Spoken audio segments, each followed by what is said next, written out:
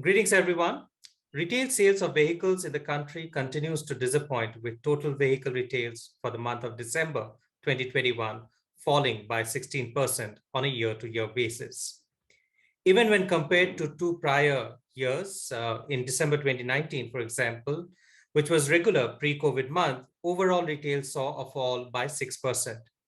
In this edition of Mobility Conversations, we have with us Mr. Vinkesh Gulati, President, Federation of Automobile Dealers Associations, to get perspectives on the current and future market conditions.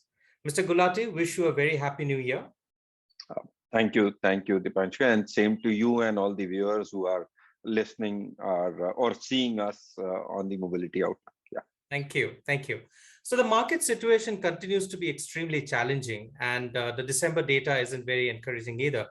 So wrapping up what has been a disappointing year for the industry. Mr. Gulati, your comments on the industry's performance in 2021. Practically, it's a real mixed bag thing scenario. So if you see, we have seen good momentum in the commercial vehicle segment, but obviously that we have seen on a base of on a very low base as compared to last year.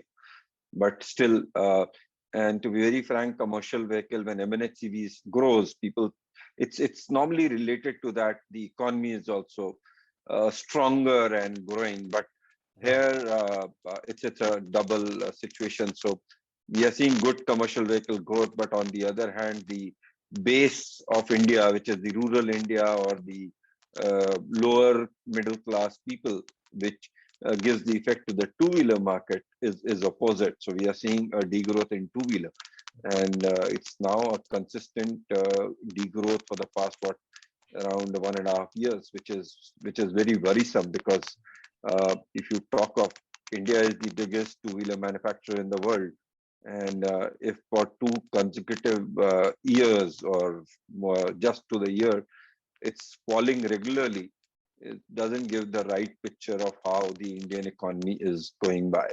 Right. So the stress on the ground, the rural India, the lower strata of people of India, the stress, the financial distress there, the sentiments are clearly evident by the effect on two-wheeler figures.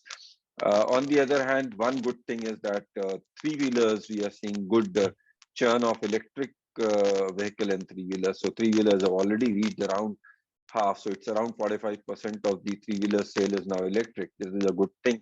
Right. The kind of push our government wants and the overall environment requires today.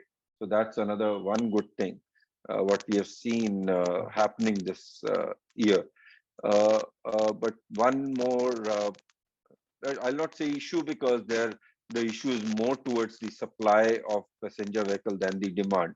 So that's still under control, and whenever the semiconductor shortages improve or the manufacturers are able to manage those things, the customers are still waiting to buy that vehicle. So it's not a challenge as of today, but yes, it's a cause of concern, because it's now been more than 1.5 years we are seeing that the chip shortage is creating a problem for the passenger vehicle segment. Now you mentioned that about 45% of three-wheelers are electric currently. Now this augurs well for the industry going forward. Considering we also see a mushrooming of two-wheeler manufacturers coming into the market. Yeah, you are right. So there are lots. So I was just going through day before yesterday on two-wheeler segment electric vehicle, because just taking down the data out, and I was really astonished to see that all put together the electric vehicle two-wheeler market is around today 25,000, and there are some 18 players who are still okay, and there are another 20 players, around 35 players selling 24,000 vehicle in a month. Yeah. And similar thing is happening in three-wheeler. So if you see, there are a lot of players selling very small numbers. So what has happened, I feel the electric vehicle manufacturers are more like an assembler as of today. So it's just procurement of batteries, and then Leave apart some good companies, I'm not saying so. There would be Hero Electric, Ather, Okinawa's, and Sure. all those which were doing something, some R&D and doing some in-house thing. But overall, everybody is now become an assembler. And if you even have a 2,000 square yards or 1,000 square yards shed, you start assembling electric vehicle and get it registered. Mm. And the kind of pressure the push government has, the controls are missing as of today. So you must have seen the way the electric vehicle two-wheeler fires have been, True. and lately we have seen that it even two people have succumbed to that. Mm. They were not the on driving on those vehicle, but it was the after effect of that Right. fire. So things, whenever a new thing start up, these mushroom growths happen, and obviously this creates some imbalance in the situation. Mm. And when the long run project is not there, or long run approach is not there, such kinds of small issues does crop up. So I'm hoping things will stabilize in that segment also. Mhm. Uh, and slowly and steadily, you will find consolidation happening and some major players coming in. Right. But I feel another 2 3 years is still there to see all that happening. Till that time, we'll see a lot of people coming in, a lot of startups coming in, a lot of hype happening. Every third day or every 10th day, you see some media information of an EV manufacturer True. coming in, on an EV production coming in. So this is the way how market goes. How does it really impact the dealer community? Of course, you talked about over a mid to long term perspective, there's bound to be consolidation in the market. How does it impact the dealer community in such a situation? See, as of now, currently, these small manufacturers and also they are also coming up with the dealer approach, except for one. Mm. And but the issue is when they come up, appoint some 20, 30, 50 dealers, and in 2 3 years they wind up because they are not seeing sense in the market. The problem happens for the market, the local dealers who are involved. And as of today, for the small manufacturers, whosoever is investing is a first time dealer, first time entrepreneur who has maybe 10 lakh, 12 lakh, some saved somewhere, seen the hype around the electric vehicle, and he also reads a lot of social media posts about EV to be the future, and without studying anything, jumps into the Mm. wagon. Everybody wants to jump into that wagon today, but sometimes, so like there was a Pune-based company formed by three people, where launched in 2019, and in 2020 they just shut shop. So the dealers were left in the lurch, and the problem was they had given some 200, 300 vehicles to their customers, which were not even drivable because it wasn't properly done. For the R&D wasn't there. It was just assembling and sending it. So these kind of initial hiccups do come. So as FADA, we have regularly informed people that they shouldn't come to this position without even checking the manufacturer's credibility or experience. They shouldn't. But obviously, India is a vast country, and the kind of youth coming in today, the young India coming in, the entrepreneur ability in that, it's difficult to reach to each and every nook and corner, every person. So these things are happening as of today. Sure, sure, sure.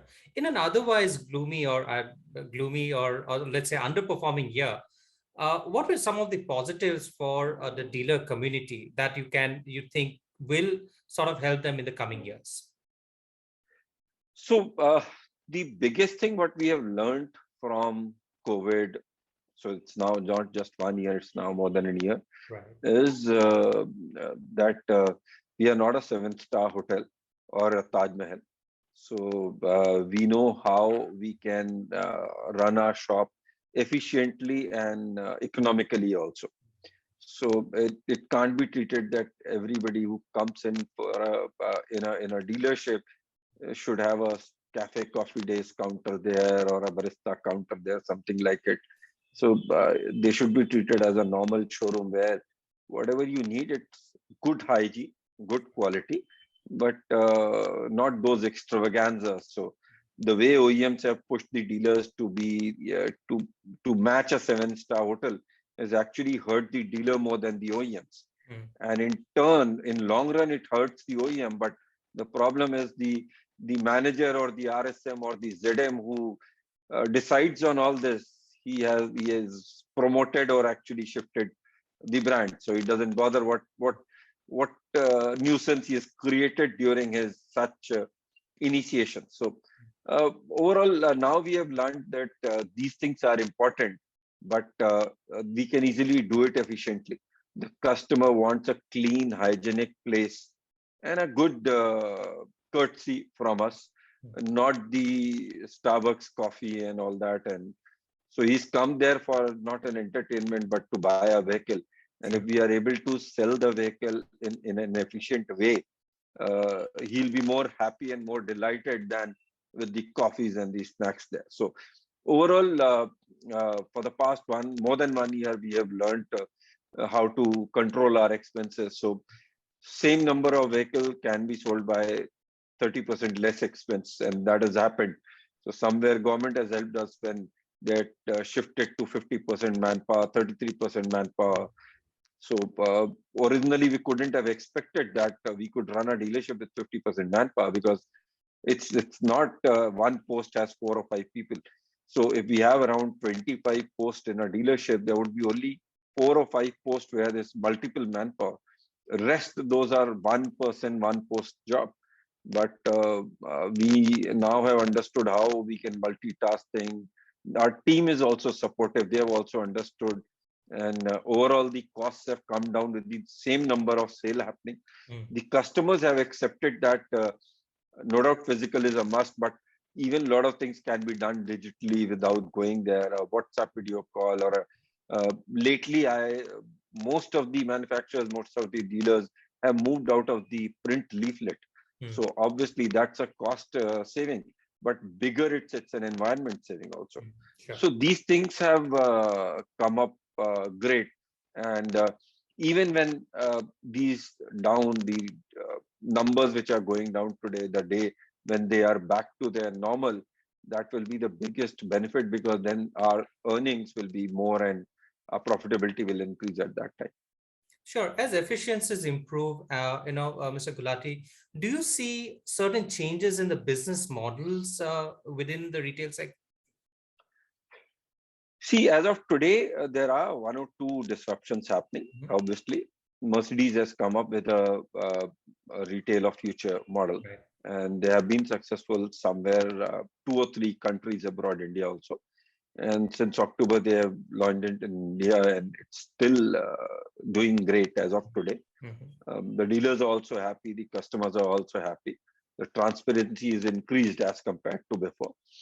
Uh, there is another model, but we are seeing latest same, but obviously Mercedes had dealers in between. So just latest, the two-wheeler manufacturer Ola has come to direct to Yeah. customer. Yeah. That is also continuing, but it's too new to comment on that. They've just Mm. started delivering in December. No Mm. doubt there are a lot of hype happening on that, a lot of issues and resolutions going on. But it's too early to comment on that. But overall, what I feel, uh, whatever disruption you do in retail, somewhere an intermediary is required. You call him a dealer, you call him a service partner, you call him a sales outlet, sales, Yeah. whatever. In a country like India, where so much online selling is happening, we still have service centers of mobile all over the districts. Right. So even a TV or a fridge, which you buy and just install it, you normally use the remote or open the door and close. There also there are a lot of issues, and the dealers are there and services are there. Managing a vehicle by a customer, where a lot of you know how the roads are and how the Mm. traffic jams are there, with a lot of scratches, dents, and all that. How can you think that an intermediary can be avoided? So Sure. maybe the like I said, we have learned a hard way how to be efficient. So maybe the efficiency we improved today a company thinks of appointing in a city maybe 4 dealers, 5 dealers.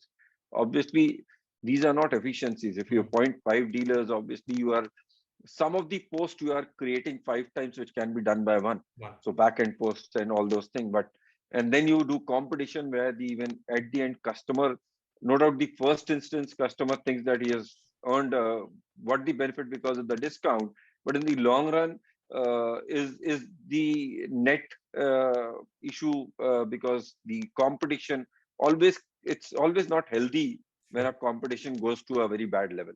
Sure. So maybe in a coming time, there could be some disruptions here where the economies of scales are important, and maybe there'll be one selling dealer with 4 service dealers or whatever. I don't know. So I agree, disruptions are needed, and as a dealer, there are a lot of challenges what even we face when manufacturers push the stock over above our head, over above our capacity of keep it in our stockyards. So a lot of things have to change, Mm. and I'm happy there are people, there are OEMs who are wanting to do something. If something, if some good such type of disruption is proved right, there'll be other OEMs who will be wanting to try it. Correct. Correct. Now, when we look at specific challenges, for the dealership community, Mr. Gulati, of course, COVID continues to wreak havoc. Yeah. We're looking at supply side challenges. We're looking at inventory shortages. So overall, when you look at 2022, how do you see the situation really sort of maturing in the coming months? Very difficult to answer, Dipanshu, because see the way the COVID is going on. Let's keep our finger crossed that, as the doctors are saying, as the government saying, this won't be that intensive or that effective. Like we have gone through this 2021 fatality and the hospitalization which has gone through. Right. Because if we go ahead with that, then it will be a very big, very bad situation, and coming out of that situation will be tough for the industry. But overall, if I see it positive side, that maybe it won't happen that way. We are looking at a better 22 than 21. So like we are expecting semiconductor issues to be solved a bit. I'm not saying full, but a bit, which will help in passenger vehicle retails to go up, which we are seeing negative. Mm-hmm. The two-wheeler industry has already seen a long degrowth.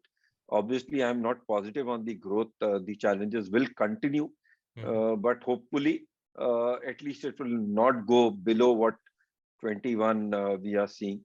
Okay. And CV is doing good already. Three-wheeler is doing good. Tractors have already seen their growth and at a very good level. Mm. So overall, auto industry, I feel 2022 would be similar to 21 or a tad better, Okay. provided this COVID is not similar to what we have seen the April-June quarter of 21. Sure, sure. Last year, we also saw a number of policy interventions, including PLI schemes or the vehicle scrappage policy. Now, what sort of impact do you see these having on the industry in the coming year? So I have my doubt that these would affect show us our effect in 2022. It's both our long run effect, the PLI, the investments and the semiconductor or whatever the benefit it reaches to the industry. It will take another 2-3 years. Even the scrappage policy will obviously is started giving a message to customer that this is the end of life situation. It is not that you have bought a vehicle and it will go even to your granddaughter and grandfather sons like that. That's the way what we think. So everybody has now understood that a vehicle has actually an end of life, and it could be. I just heard that UP is also thinking of implementing Delhi's policy of 10 and 15 years. So obviously these things will benefit to improve the scrappage policies implementation. It will help us in retail also, but not in 2022. Maybe the indications, the work is started towards that, but the effect on retail, effect on demand is still another year or two for that. So, a final question, Mr. Gulati. Dealer viability, of course, continues to remain a big challenge. And how do you foresee that in the coming times? What sort of interventions do you think the industry and both OEMs, retail, would need to make to ensure that dealers remain viable and their businesses remain sustainable? So Dipanshu, basically, I feel dealer viability is not a topic of dealer actually. So if you see how dealerships are run, how dealers operate, uh, the all the parameters set for infrastructure investment is done by the manufacturer, the industry. The manpower quantity, eligibility, training, everything is set by the manufacturer. Sure. The size of the dealership, the process, how will we deal with the customer, what type accessories we sell to the customer, what type of lubricant we sell to the customer, when is the service done, everything is being controlled by our OEMs today. So dealer is normally a person who puts in the funds and goes through the process by the manufacturer what has been set, and in turn, if the process is good and the product is good, he is able to earn profit also. So whatever we can do is whatever efficiency we can put in what manufacturer is wanting and how lean and mean we can. But obviously that's also not everybody can control easily. So overall, as FADA, we are regularly pushing the OEMs to take care about dealers well, have some control in the inventory, not keep inventory about 21 to 25 days, because anything above that means the cost on dealer, the interest cost on dealer is huge, and he'll not be able to manage that. So those are the issues. I request from your platform that the OEMs should start thinking taking dealer as a partner and not as an agent, and give us more freedom to work on the way we want to, and our viability should be their most important priority. Then they should give us a good product and then let us sell it. So see how Tata is doing. Yeah. Gone from 10, 12,000 to 30,000 with same numbers of dealers, same number of policies, same style thinking. They had a good product. Now dealers are happy because they are able to sell the double the sale from the same infrastructure. So somewhere the OEM has to take the onus, because we sell their product. If the product is good, price is good, quality is good, the dealer will be very happy to sell those products and be viable on that. So yes, it's a concern. FADA is working on pushing the dealers also to be lean and mean, and the OEMs also to be considerate on this side. On that note, Mr. Gulati, thank you so much for speaking to us today. Truly appreciate your time, and I wish the industry and your members all the very best in 2022. Thank you, Dipanshu. Thanks for having me, and Happy New Year to you, Mobility Outlook, and all the viewers who are listening. To you too. Thank you very much. Thank you. Thank you. Thank you.